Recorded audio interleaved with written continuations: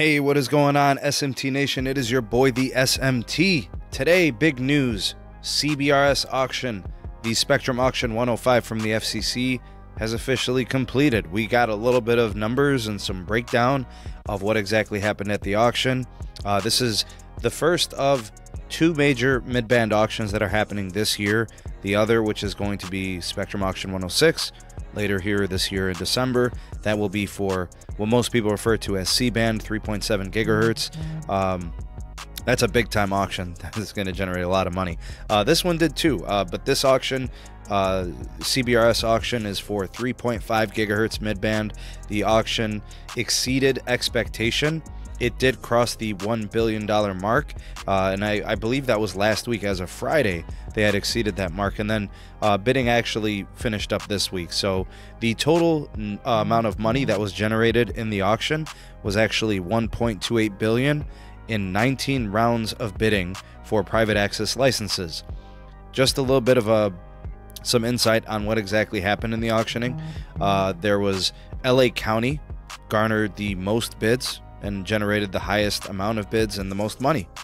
Also notable, Midwest counties seem to do very, very well in terms of generating the revenue and having the most bids and generating the most money. Also, Western Texas, in terms of as a region, generated a lot of action.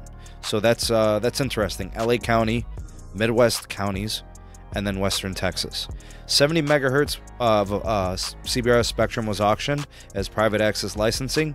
40 megahertz is the set limitation for any owner or operator of this spectrum per county. Verizon Wireless likely went in huge, and I'm sure they did this in a big way.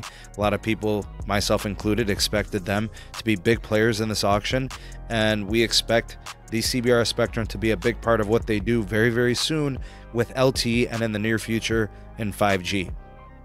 To be more specific in why we think this, the hardware for the spectrum deployment has already gone under deployment for several months.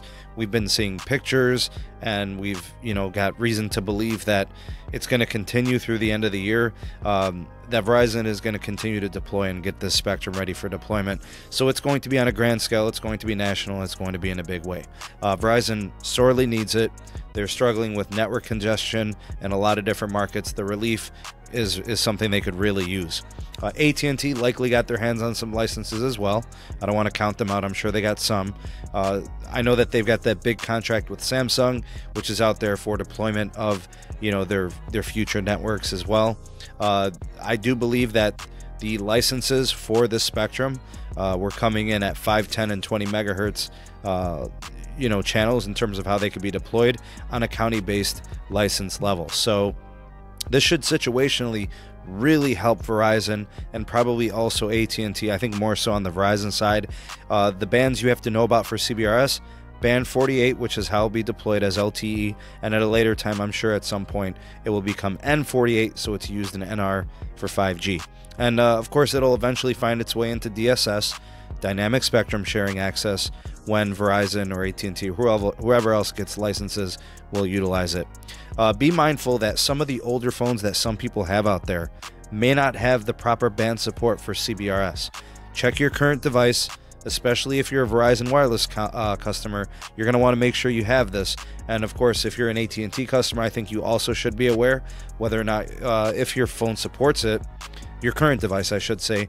If you plan on upgrading your phone soon, then chances are it's going to be there on its band compatibility, but just double check. Band 48 is what you need to know.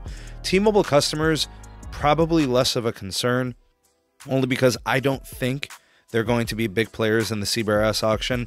We won't know for a couple of months, I think, but when I do have that information, I will definitely keep you guys up to date, and we'll see how the carriers all stacked up in this auction. So, but that's my expectation. I think Verizon in a big way. I think AT&T, getting in on the action as well. But T-Mobile, I think they sat this one out personally. We'll see when we get that news You know, we know they just had this huge merger and it's all about 2.5 for them and all this other stuff. Standalone, They're doing some other stuff, right? 600 megahertz, whatever else. I just don't think they were. You guys can tell me what you think in the comment section below. Who do you think was the big player in this auction? You know, what do you think about the money that was generated? How much of an impact this is going to make in wireless networks moving forward? I'd love to hear your thoughts and opinions. The voice of the people, the SMT Nation. Let your voice be heard. Do me a solid. If you enjoy the daily dedication from the SMT and you found this video informative, hit that like button and share this video to all of your favorite socials. If it's your first time here, consider subscribing, activate the bell notification icon so you never miss an upload from the SMT. And here are some other videos for you to check out if you're not done and you want to see more videos from the SMT YouTube channel. Also, turn your attention, please, to the description box. We've got the SMT Patreon page link. We've also got the Twitter handle at SneedTech where we do Periscope Lives. And then we got a list, all the links for the audio-only podcast, the SMT Wireless Report. We've got it there. We're on Google. We're on Apple Podcasts. We're on Spotify. All your favorite podcast platforms. Do check us out. Thank you so much for being here to watch. Thank you for listening in. Hope you guys have a great rest of the day. I am the SMT, and we will catch you guys on the next video. Peace.